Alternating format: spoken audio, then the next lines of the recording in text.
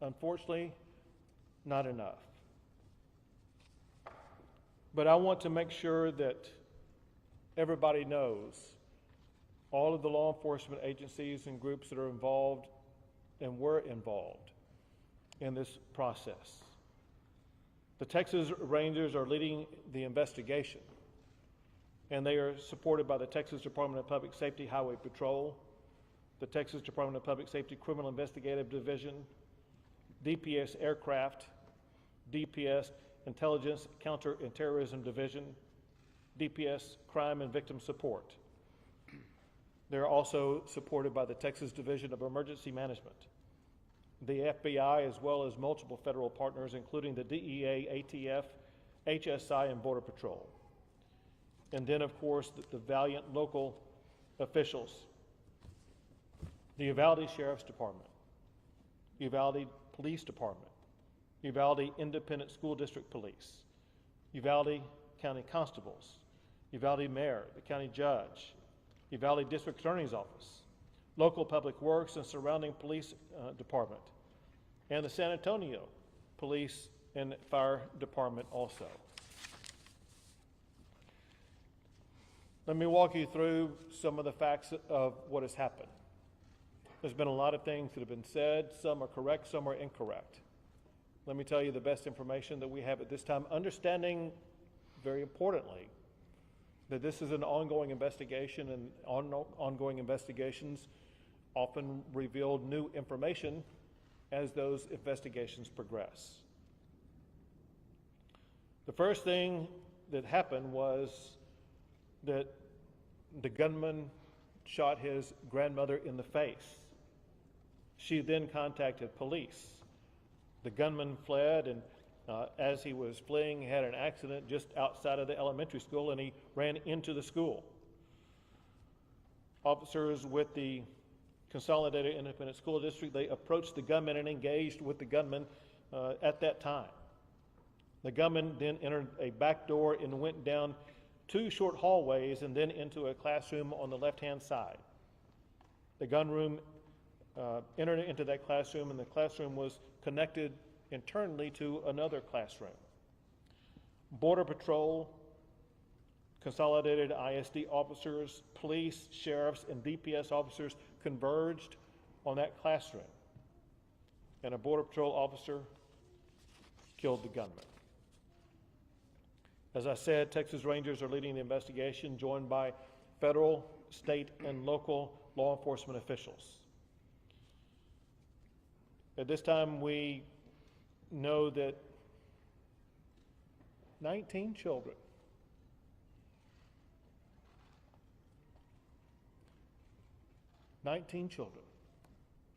have lost their lives.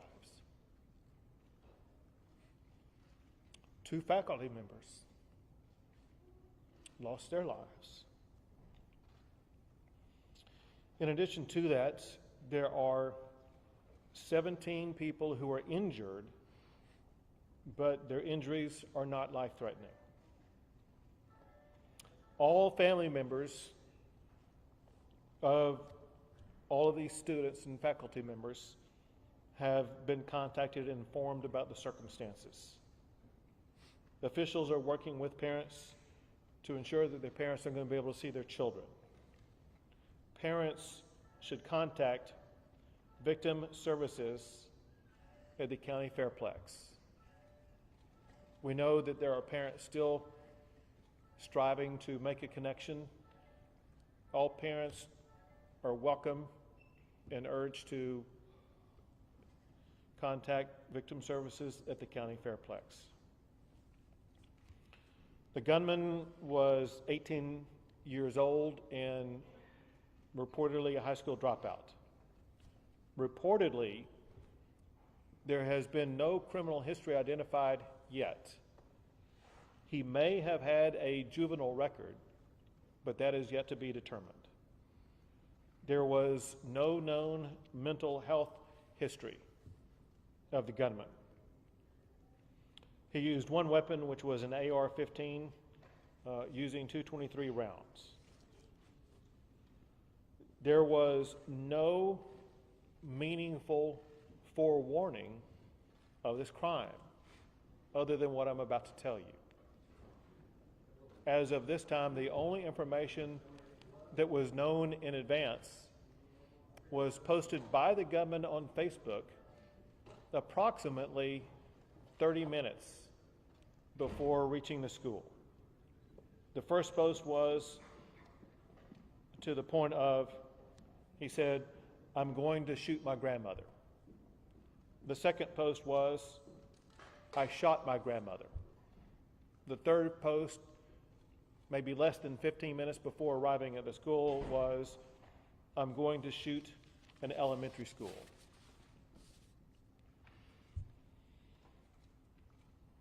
I mentioned that during the shootout that took place at the school, in addition to the students and the faculty, there were 3 officers who were injured who were all remain in good condition. 1 deputy sheriff lost a daughter in that school.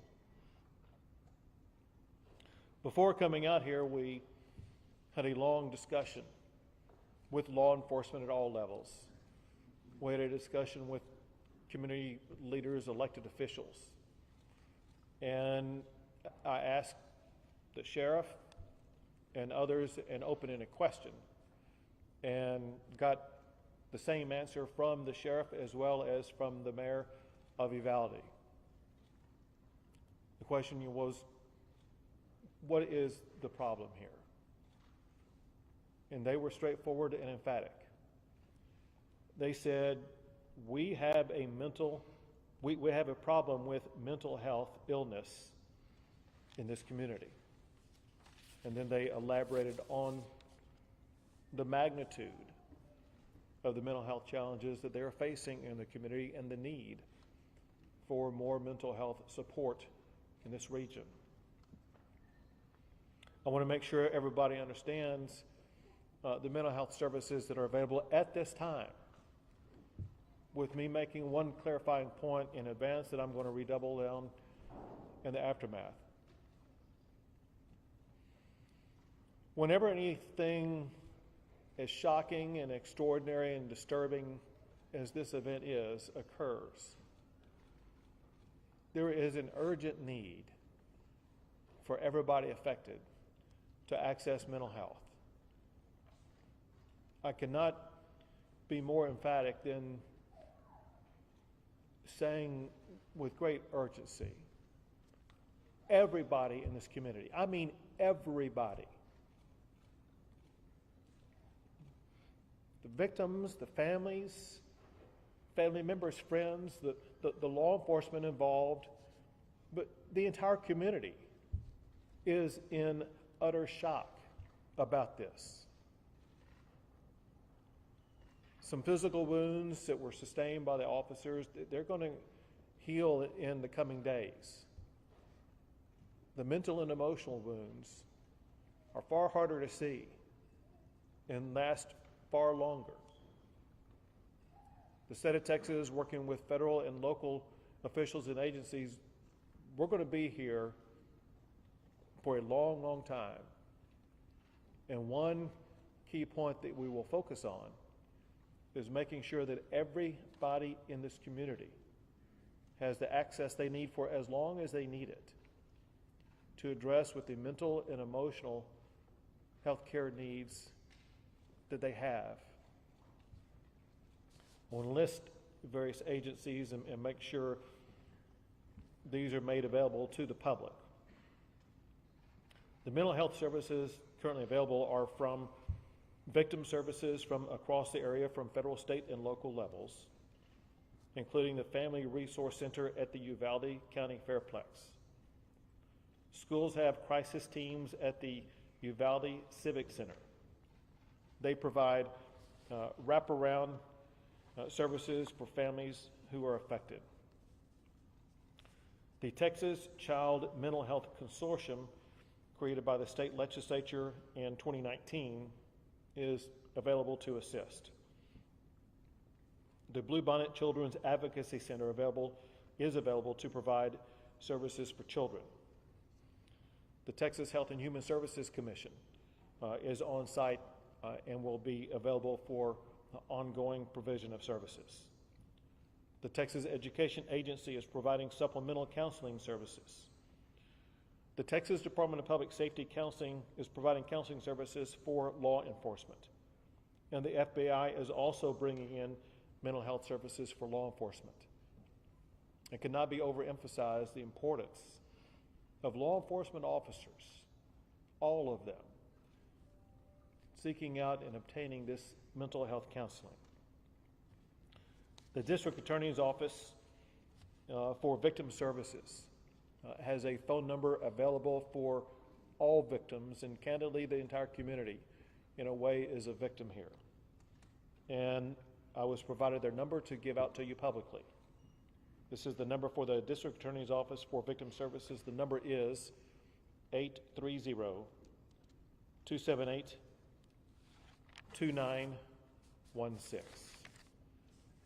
And at this time, I will pass the mic to Lieutenant Governor Dan Patrick. Governor Abbott, I have to say something. Excuse me. The time Excuse me. to stop this Excuse me. was after Santa Fe High School. Sit down. You're Don't out of pull a line stunt. and an embarrassment. Was after El Paso. Sit down and don't play this Time to stuff. stop the next shooting is right now, and you are doing nothing. No, you are offering you us need to get nothing. that out of here. You This said isn't this the is place not to talk to predictable. yourself. This is totally predictable when you choose Sir, you're not out of to line. do anything. to Sir, save the you kids are out in of the line. state. I'm standing Sir, up for the you kids are in out the of line. state Please to leave stop this from auditorium. happening So you again. can exit. You can exit. I can't believe you're a sick son of a bitch that would come to a deal like this to make a political issue. This is not the place to do that.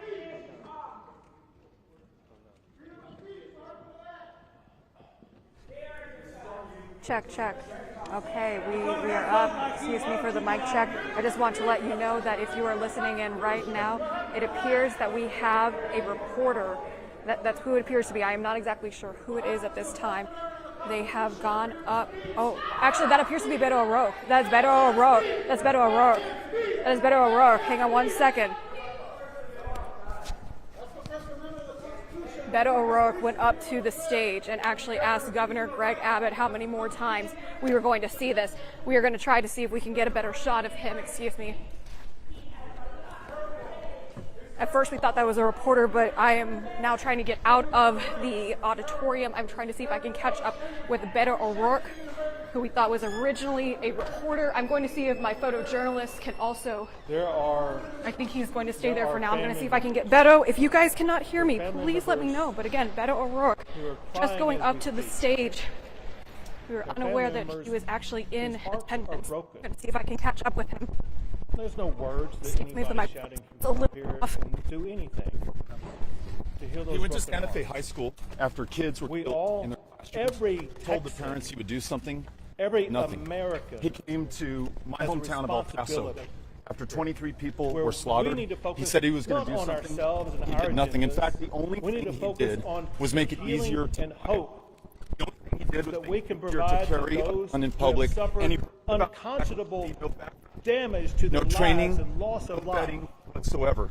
You know, We need he all talked about Texans that this was in this evil. one moment in time. The only thing evil is what he continues to Put do aside to the personal people agendas. of this state. He Think of says somebody this other was than predictable. ourselves. It was totally Think about the people who were hurt This will continue to and happen. help those when who you have been continue to hurt. have a governor who will not stand up for the people of Texas. His only interest is the gun lobby. He's scheduled to speak at the NRA convention this Friday in Houston, Texas, just days after these kids were slaughtered here in Uvalde. They were slaughtered at Santa Fe High School, at Sutherland Springs, in Midland, Odessa, in El Paso, Texas. First mass shootings in U.S. history here in this state in the last 5 years. He was governor for every one of them. And after every one of these, he holds a press conference just like this. And I wish to hell, when he came to El Paso, someone would have stood up and held him to account and confronted him and shocked the conscience of this state into doing something, because if we do nothing, we will continue to see this year after year, school after school, kid after kid. This one is on all of us. It's on every single one of us to do something. So I'm here to stand up for the people of Texas. That's why I'm here. Mental health was broken here. He said We are mental health 50th. only. We are He didn't 50th. mention guns. We are 50th in the nation in mental health care access. 50th. There are only 50 states in the nation. We are dead last. The number one provider of mental health care services under Greg Abbott in the state of Texas is the county jail system in the state of Texas. The largest inpatient mental health care facility in the state of Texas is the Harris County Jail in downtown Houston, Texas. He's refused to expand Medicaid, which would bring $10 billion a year, including mental health care access for people who need it. He's refused to champion red flag laws. When somebody says that they are having trouble, that they may kill somebody, they may kill themselves, a red flag law would protect the public. He's refused to support safe storage laws so young people cannot get their hands on their parents' guns. He's refused to support a ban on AR-15s and AK-47s. This 18-year-old who just turned 18 bought an AR-15 and took it into an elementary school and shot kids in the face and killed them. Why are we letting this happen in this country? Why is this happening in this state? Year after year, city after city. This is on all of us if we do not do something, and I am going to do something, and I'm not alone. The people of Texas are with us. The majority of the people of Texas are with us, but we've got to stand up to this, or we just accept this theater and business as usual, and we accept the next shooting. We could have stopped this if we had stood up after Santa Fe High School, if we had stood up after El Paso. We are going to stop the next one. We're standing up right here in Uvalde, Texas right now. That's why I'm here. That's what the people of Texas want right now. That's what we're going to focus on. Beto, there are parents and guardians. There are parents and guardians who are nervous about what can happen to other schools. They're worried about other schools. Podemos hacer algo y necesitamos hacer todo lo que es posible para prevenir estas masacres que tenemos en cada comunidad. Sutherland Springs, Santa Fe High School en el condado acerca de Harris, en El Paso también. Tenemos el poder, pero necesitamos hacer algo en este momento. Si no hacemos algo, vamos a continuar con las masacres como la masacre que tuvimos aquí en Uvalde en esta semana aquí. Es algo muy triste, pero no aceptamos no es el futuro del Estado. Tenemos el poder cambiar el futuro. Por eso estoy aquí. Pero parents of the victims have been talking to us saying they're scared for other schools. There are things going on social media. We owe those parents our prayers, and I'm praying for them, and I've called them, and I've talked to them today. We owe them our help and our assistance. We'll do everything we can to raise the resources to make sure that we pay for funerals, for any needs that they may have. But we owe those parents action. I've talked to the parents in El Paso. I've talked to the parents in Santa Fe High School. I've talked to the parents in Midland, Odessa. They want us to do something right now. I want us to do something right now. We can do something right now. But if we continue to accept this, then it is on us. It's not just the governor's fault. It is on us. I'm not going to accept it. So I'm here. I'm calling attention to this, and I'm asking all Texans of good conscience, and I could care less whether you're a Republican, a Democrat, or an independent, to stand up right now for yourself, for your kids, for our families, and to stop the next shooting just like this one. And what do you say to Texas Governor Greg Abbott, who says now is not the time? An 18-year-old kid doesn't have a driver's license, can't buy a beer. He should not have been able to buy an AR-15 right there. Do you want a solution? Stop selling AR-15s in the state of Texas. You want a solution?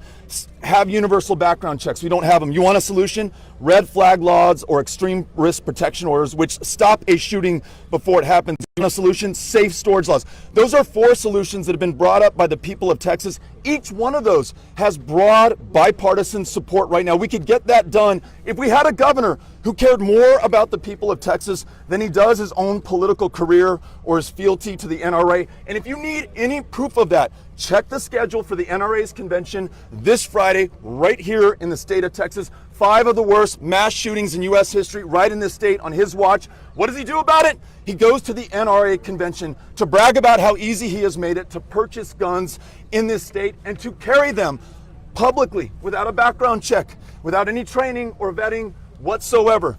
It is absolutely wrong. In fact, it is insane The governor talks about mental health. It is insane that we allow an 18-year-old to go in and buy an AR-15. What the hell did we think he was going to do with that? This one is on us. And what do you say to Texas Governor Greg Abbott, who says now is not the time to make this political? Now is the time to stop the next shooting. Right after Santa Fe High School was the time to stop the next shooting. Right after El Paso was the time to stop the next shooting. Right after Midland, Odessa was the time to stop the next shooting. And in each case, we say this isn't the time. Now is the time, like literally right now. That's why I'm here. That's what we want as a state. That's what I want as a parent. I've got 3 kids who are in high school and middle school and elementary school. That's what they want.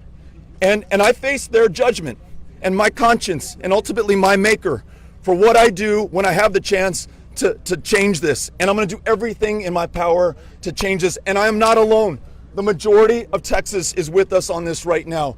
The majority of Texas is not reflected by that governor or those people around the table who talk about mental health care or say that this is pure evil or that it was absolutely unpredictable. This is predictable. It will happen, and it will continue to happen until we change course. We've got to change course. This time, after all the other times you failed to make change, what has changed this time that makes you so certain?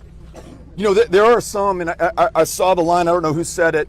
They said, "Listen, the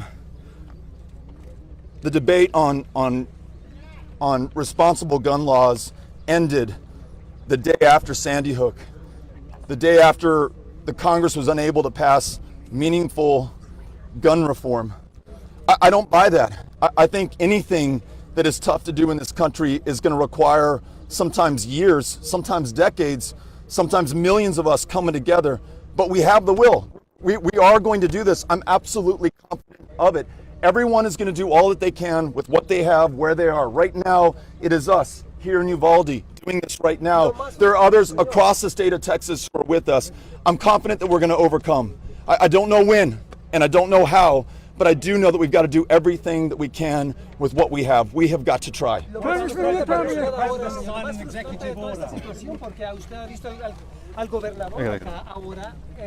Hablar sobre el estado mental de la gente. Pero lo más frustrante para usted y el punto que quiere hacer usted esta tarde es que pues vamos a continuar con las masacres aquí en Texas si no cambiamos las leyes sobre las armas que tenemos aquí y también la oportunidad de ir a un doctor para su salud mental. Pero si no cambiamos, vamos a tener cada año, cada semana, cada día en este estado. La responsable es con nosotros y tenemos ser responsables a nuestros hijos y nietos porque va a continuar si no cambiamos. Específicamente, ¿qué está pidiendo usted al gobernador esta tarde y por qué lo interrumpió? Necesitamos cambiar las leyes del estado. Por ejemplo, necesitamos un background check, una revisión universal para cada persona que quiere comprar armas en este estado. Necesitamos red flag laws para que podamos parar un masacre antes que pasa. Necesitamos, como se dice, safe storage laws para que niños no pueden usar las armas de sus padres. Y necesitamos ofrecer más oportunidades, ir a un doctor. Somos el último estado en acceso de salud mental. We're 50th in access to mental health care. All of these things are within the power of the governor and the lieutenant governor and the speaker of the legislature that are up there right now. We can change this. Podemos cambiar. Tenemos el poder. Gracias. What do you say to almost certain criticism from your opponents that you're trying to capitalize politically on the gun trade? I'm trying to do something before it happens again. And as I said earlier, I wish somebody had stood up after Santa Fe, after Sutherland Springs, after El Paso, after Midland, Odessa. It's never the right time. It's never a good time. This is the only time that we are all focused on what just happened. It's the only time to call for the action that we need that's going to prevent this from happening again. And I know that there are a majority of us of good conscience and goodwill in the state of Texas, of all political parties, of all backgrounds, who want to do the right thing. And I'm just saying right now is the time to do the right thing. Are you going to be meeting with family members, or have you already? I have. I've been talking to family members. I'm going to be meeting with some family members. I've been talking with the county judge, the county commissioner, people within the community. As you know, this is a community I've been to, and it's a community that I want to continue to come back to. And I just want to do everything that I can right now. And in addition to offering our prayers and our support and our resources, we must lead and we must act. You once said we're going to take your AR-15s. Are you ready to say that again today? No one should have an AR-15. There is no reason, unless you are a soldier on a battlefield, because that is a weapon of war designed to take human life. That high impact, high velocity round shreds everything inside of your body once it makes impact. You are supposed to bleed out when you're shot, and that's exactly what happens. You don't need it for hunting, you don't need it for self-defense. So my position is the same. No one should have an AR-15 or an AK-47. Okay, we're hearing from Beto O'Rourke. We are going to, yes, one of the families wants to meet. Yeah. For those of you who are still listening, and we are now walking with Beto O'Rourke. He is planning to meet with one of the families of those victims in that horrific shooting. They want us to act. The families from So we are still waiting for Beto O'Rourke to make it back to us right now. I thought that we would do something after all that. 23 people killed on a Saturday before school started in August of 2019. Kids who watched their grandparents and parents. We're going to go back to Beto for the a high school freshman who was killed right before the first day of school. The governor came, did the same damn thing in our community, and not only did nothing improve, he made it worse. He signed permitless carry. Law enforcement, police chiefs, sheriffs begged him not to. They said, listen, Governor, it's going to make our job deadlier. It's going to make it tougher for us to protect those that we were sworn to serve. He turned his back on law enforcement and did it anyhow. Texas leads the nation in the number of law enforcement who've been gunned down. We've seen a spike in gun violence, and though he said this was unpredictable, this is totally predictable given what the governor has done. I'm from El Paso. That's actually my mom's Walmart. But I just want to ask, in your conversations with the families, are they saying, we don't care about politics support, our, we have to protect our kids? What are they saying to you? The families are in shock. The families are grieving. I talked to one father who said his wife was talking to a counselor while I was talking to him. They just lost their baby girl. And he doesn't know, I wouldn't know what to say. And I can only imagine, and we all hate to imagine that. And hopefully we never experience that. But we owe them something. We owe them something. We owe this country something. We owe our kids something. We owe the children in the next school where a gunman's going to walk in with an AR-15 unless we intervene and stop that. We owe them something. And that's why I'm here. It's on all of our conscience right now. It's on yours too. And I know as members of the press, maybe you can't say anything. You have got to be feeling this right now. And you've got to see that the road that we're on will lead to more of these shootings unless we change it. It's on us to change it. You call this theater. Someone called this theater. What's your response to those calling this interrupting? I call this change. I call this change. Necessary because of change. No, one sec, Beto, please, from ABC News, I'm sorry. I'm going to go talk to his dad. Okay, for those of you who are calling you a sick son of a bitch. What do you call him? A sick son of a bitch. The only thing that is sick is to allow this to continue to happen day after day, year after year. Thank you so much. Thank you. Thank you for your service. God bless you. Yes. Do you think this was the right time to do this? I mean, some people are calling it a publicity stunt. If I didn't think it was right, I wouldn't be here. You tell me when the right time is to stand up to save kids in Texas. It's right now. It's every single day. And I'm going to do whatever I can, whatever it takes, to make sure that we prevent these kinds of massacres from continuing to happen. This wasn't politics today? This is about change. And the only way that we're going to change is to stop this from continuing to happen. This is going to continue to happen. Beto, you go Texas. This is a wild, wild west mentality. Thank you so much for what you did up there. I was the only one who had your back out there. I appreciate what you do. I appreciate what you did, what you stood up there and told them.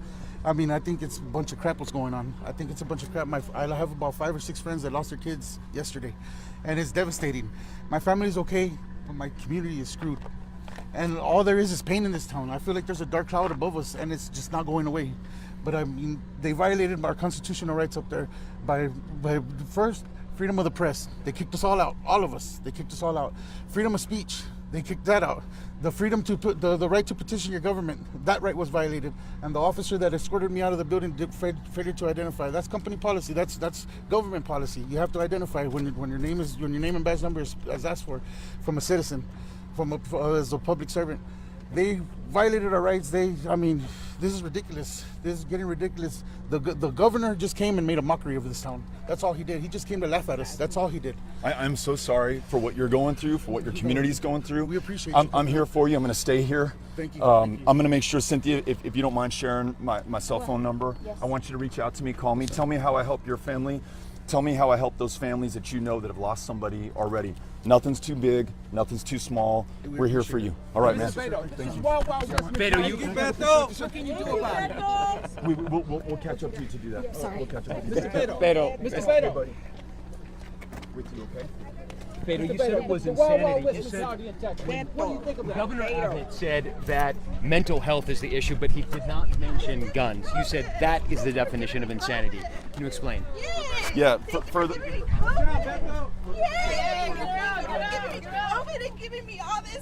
For the governor to say this is a mental health care issue and do nothing to improve making me crazy.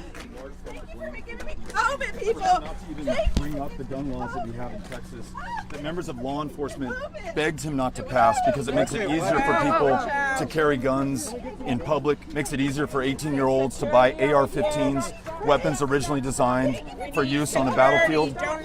This is on the governor of the state of Texas. Don't let her get near Beto. You're saying this shooting is on the governor of the state of Texas. And everyone until we he make... is at fault here. Here's the blame. Absolutely. And every single one of these until we change. And he has the power to change. Tell me substantive change. What do you mean? What needs to change specifically? I'm talking about universal background checks. I'm talking about red flag laws or extreme risk protection orders. When someone is showing signs that they're going to harm themselves or harm somebody else, we need a way to intervene. I'm talking about banning the sale of AR-15s. This 18-year-old who just turned 18 was able to go in and buy a weapon originally designed for use on a battlefield and turn it around and kill elementary school kids in their classrooms, shooting them in the face. The governor has the power to lead that agenda and to make sure that we no longer have to worry about that in the state of Texas. Warning signs, the fact that this kid was telling kids at school that he was going to kill them, posting pictures of himself harming animals, cutting himself. Should somebody have noticed that? That's why some states with real leaders have adopted extreme risk protection orders. This is not an act of God. This is not pure insanity. This is not completely unpredictable. This doesn't have to be our fate. It is totally within our control, and more than anyone, it's within the hands of the governor of the state of Texas. And he has chosen time and time again the NRA and the gun lobby over the people and the children of Texas. And it was those kids yesterday who paid the price. It was my neighbors in El Paso in 2019 who paid the price. It was those the month later in Midland, Odessa who paid the price. The year before in Santa Fe High School and in Sutherland Springs who paid the price. We will continue to pay the price for his fealty to the NRA and his unwillingness to do what is necessary to save the lives of our fellow Texans. That's why we've got to stand up, and I'm standing up to be counted right now. This Wild Wild West mentality has got to stop, right? This has got to stop. Okay, you have been hearing from Beto O'Rourke, who rushed the stage as Governor Greg Abbott had just finished his remarks. We are not sure if we're actually going to be allowed back into the auditorium, so we are staying with Beto right now. I'm worried about the kids, and I'm worried about the families of those children. I'm worried about the next school shooting. I'm worried about this continuing to happen all the time, every year, day after day in the state of Texas until we change.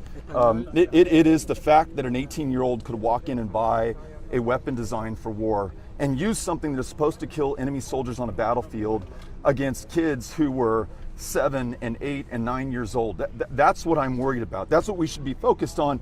And those folks on that stage want to distract us with every manner of politics or theater or mental health or video games, or there's not enough prayer in school. These are all things I've heard those people on that stage talk about and attribute these kinds of acts of terror to.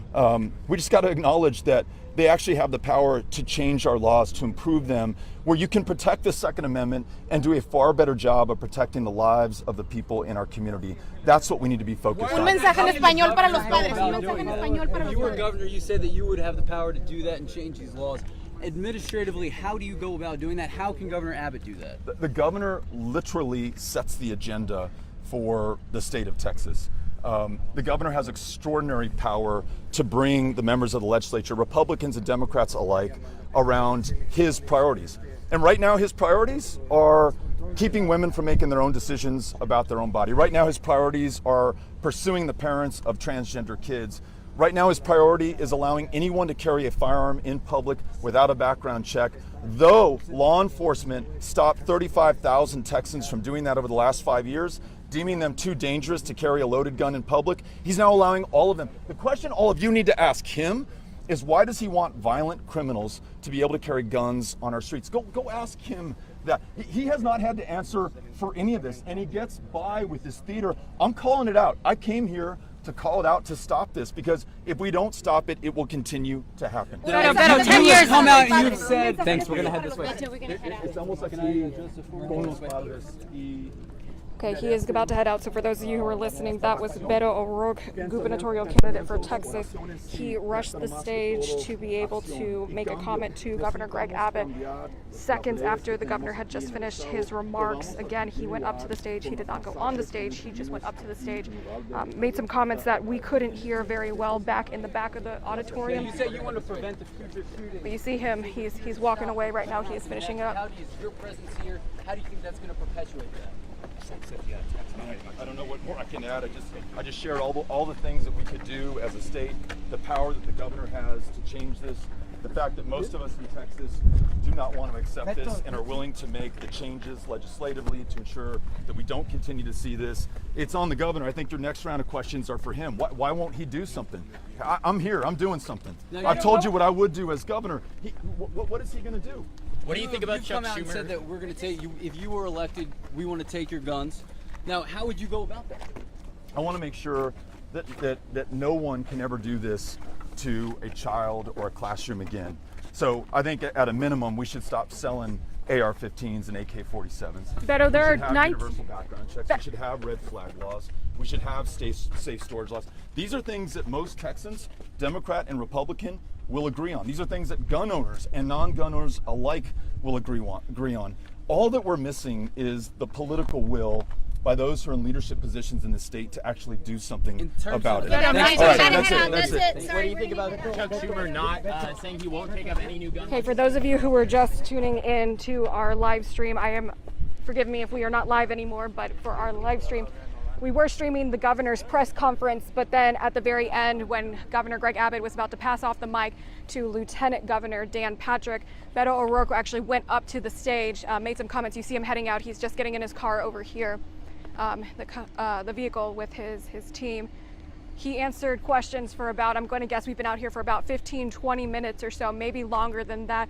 But he answered a number of questions, including what needs to be done in his opinion after what he calls yet another horrific mass shooting. I'm not entirely sure, I'll be honest, I'm not entirely sure if Governor Greg Abbott's press conference is still ongoing. We had just finished hearing from him, so we're going to walk towards that way. I'm going to give you guys a quick recap again of what we know right now. I'm going to get in front of the camera, so just give me a second to catch up.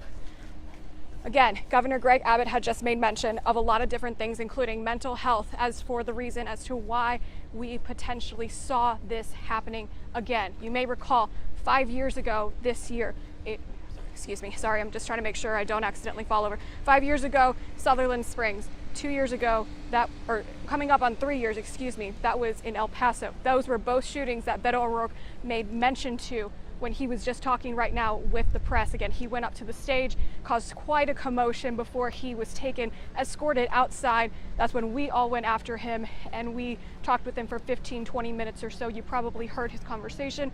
We're gonna head back this way. Again, at this point, I don't know if we will be allowed back into the auditorium. However, for all we know, the press conference could have wrapped up. They could have stopped it after that. I'm not entirely sure. Fernando, when you left, did you see if they were still going? They were still going. They were still going when my photojournalist left. He was about a few seconds behind me. He just had to get off the tripod. So it looks like we are all waiting out here now. We're gonna see if we can go just get our gear inside. So hang on with us real fast.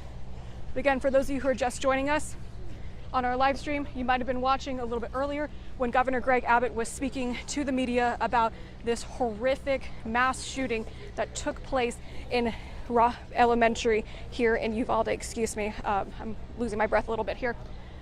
19 children, 2 teachers, and the gunmen are dead. And after he finished his remarks, Beto O'Rourke went up to the stage, made some remarks of his own. He was escorted out after, came out here, answered questions for the media for about 15 to 20 minutes, and he was just taken away with his crew in a vehicle as well. They got into their vehicle and they left. We're gonna go see if we can get our gear. I'm not entirely sure if we can, so please stand by with us. It looks like there's a crowd at the door. So I'm going to guess that if there's a crowd at the door, that means the governor's press conference is effectively over. It looks like we are waiting to get our gear right now. Again, I don't know when we'll be able to go in. I don't know exactly what is going on in there, what might be said, but again, for those of you who might just be joining us, Beto O'Rourke went up to the stage just as Governor Greg Abbott finished his comments for this press conference that we were here for. We were here to listen to the governor, the lieutenant governor, several people, and Beto O'Rourke, right after the governor finished his remarks, went up to the stage. I want you guys to take a look inside the building real fast, or I want you to see what we see, which is a heavy official, a president.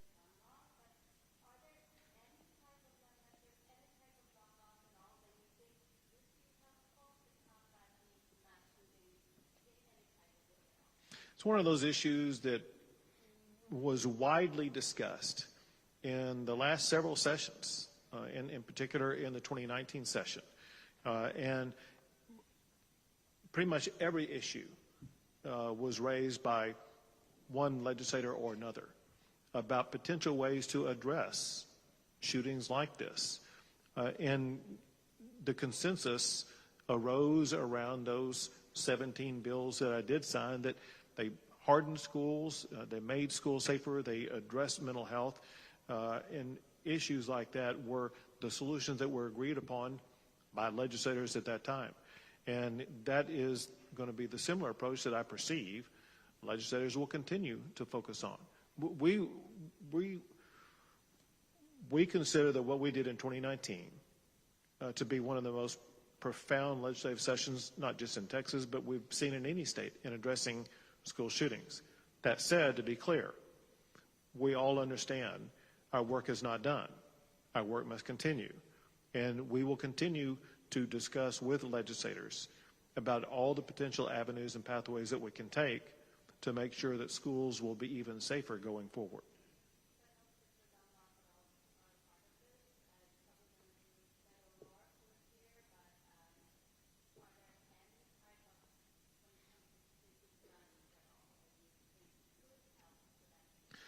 And I know people like to try to oversimplify this.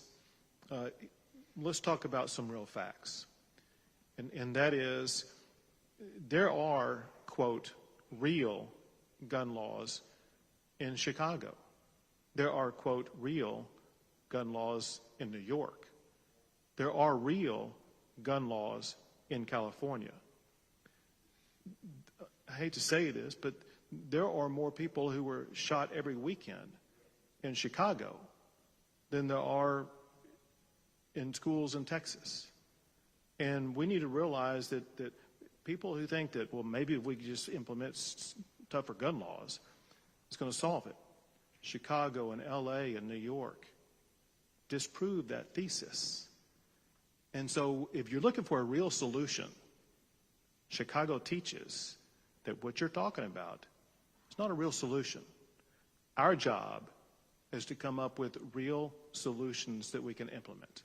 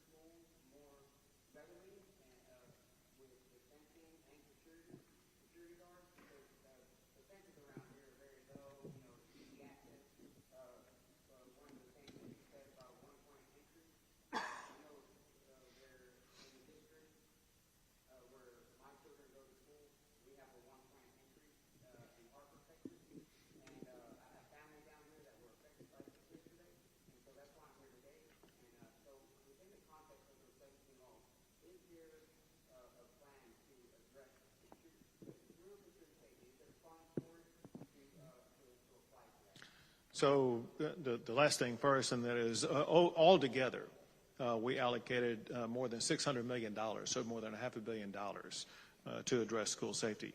As it concerns the first parts of your question, the answer is with the laws that we passed in 2019, which is 3 years ago, all those measures that you were talking about were included in those laws. Let me give you several examples.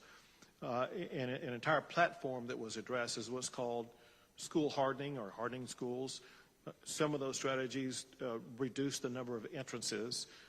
Other strategies provide things like school marshals or having DPS officers or others fill out their paperwork in schools so that there will be a law enforcement presence in schools. They involve different types of strategies that will should make it more difficult for a shooter to get into a school. That said, I can tell you what we all agree upon.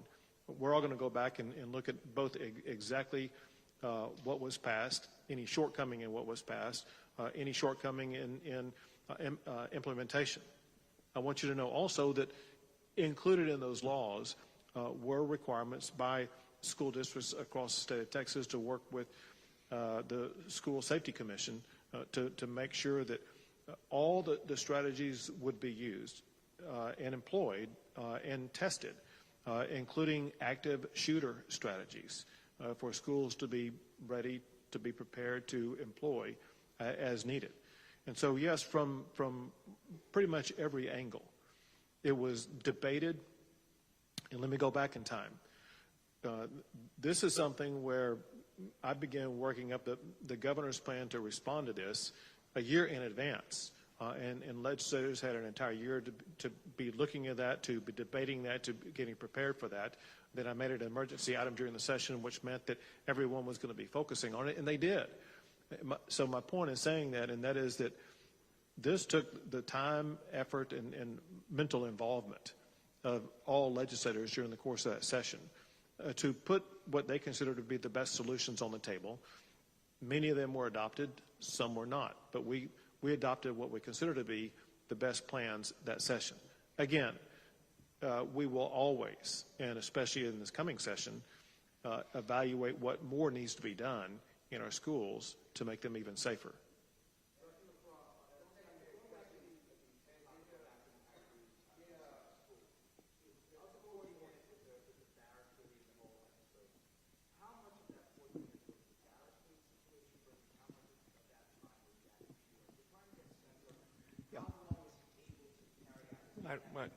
I understand that. We're looking at now we're getting the surveillance video, so we can go frame by frame and track that every minute. So that's part of obviously the investigation, and I'd wait until we've completed that part before we provide that information.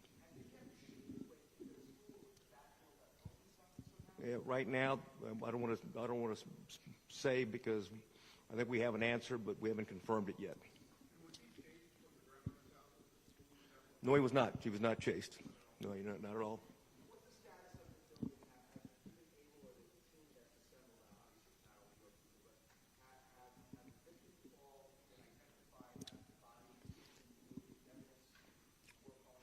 All the victims have been identified, and all the notifications have been made.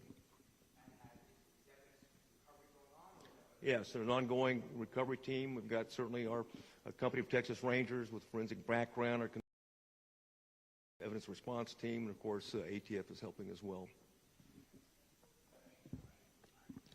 Can we get you to speak up a little bit?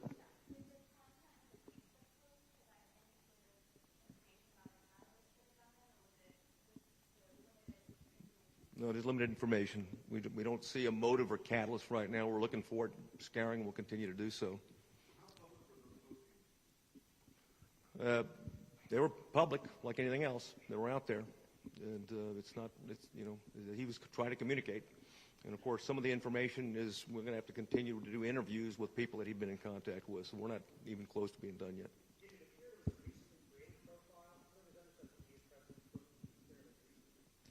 I can't comment on that right now.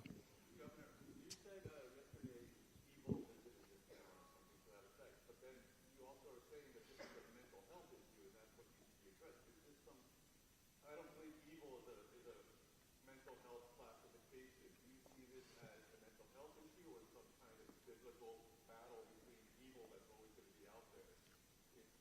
I'm having trouble reconciling this idea of evil and mental health issues. So, and very interestingly, in the meeting that we had before coming out here, I raised that exact issue because we talked about mental health. And to me, someone who is as demented as it takes to kill little kids, it goes beyond, seems to me, a mental health issue. I mean, that is the sheer face of evil itself. And so, listen, I'm not a doctor. I can't classify these things. And I don't know the extent to which mental health would be able to address someone who has the challenges that they would shoot their grandmother and then shoot and kill all these babies, all these young kids. Kind of what was pointed out at the time in our discussion earlier is there could have been a time earlier in his life when it was a more typical mental health issue that could have been addressed. I don't have any information about that, and maybe others don't either, but is there a difference between a mental health challenge that can be addressed and evil? I don't know. It's a big...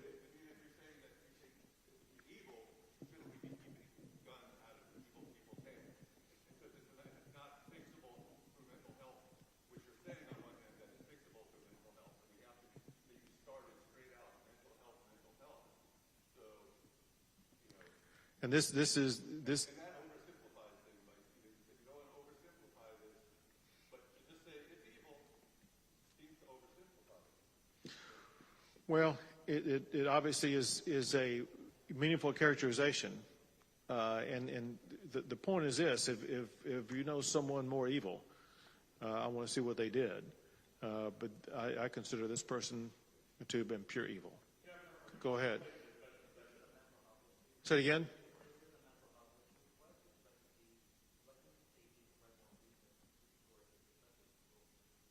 Well, it's the answer that I was given to this gentleman back here earlier, and that is it's something that we did talk specifically in our meeting before coming out here, and that is, for one, not just this community, but the surrounding geographic area is lacking in a mental health hospital or other physical facility.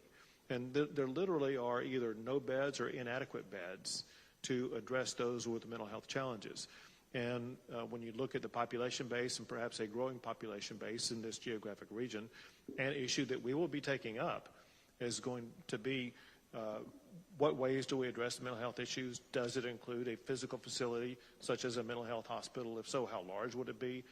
Things like that. So there are many issues for us to consider and evaluate and to work on addressing. Speaker Phelan wants to add more to that. I'd like to add to that.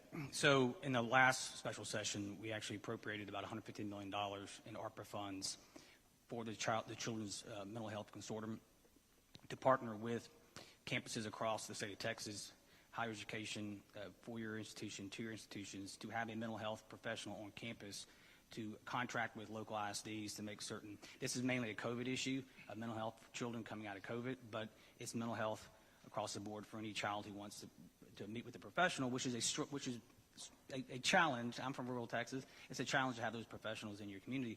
We also appropriated $500 million for rural broadband to make certain communities out in rural Texas have high-speed internet, so where they can have a consultation online with a mental health professional, not just in the state of Texas, because we passed another piece of legislation that said you can meet with professionals outside the state of Texas. And so the telehealth, telemedicine situation come out of COVID, rural broadband were addressed late in October of this past year, and many of those programs are being rolled out right now.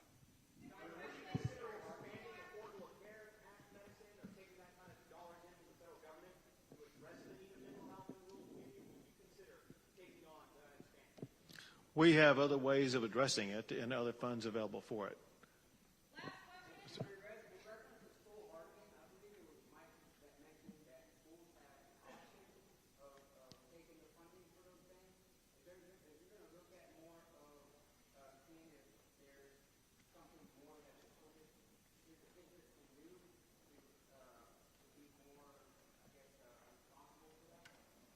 So I'm not exactly clear on your question, but I think I have the gist of it well enough to be able to answer it in this way, and that is this: we will all consider the best strategies for schools to employ, but importantly, we do that in conjunction by working with schools.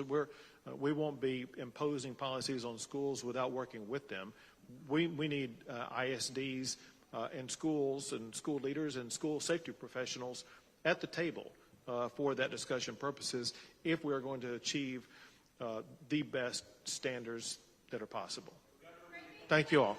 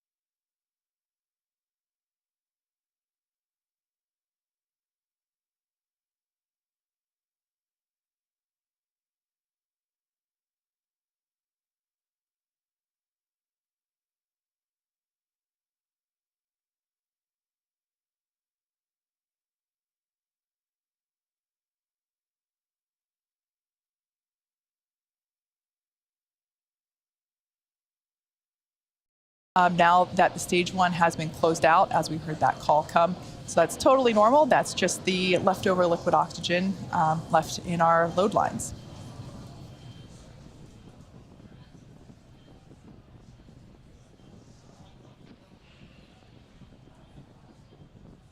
Falcon 9 is in startup. All right, there we heard the call out. Falcon 9 is in startup, meaning the flight computers now have control of the launch countdown.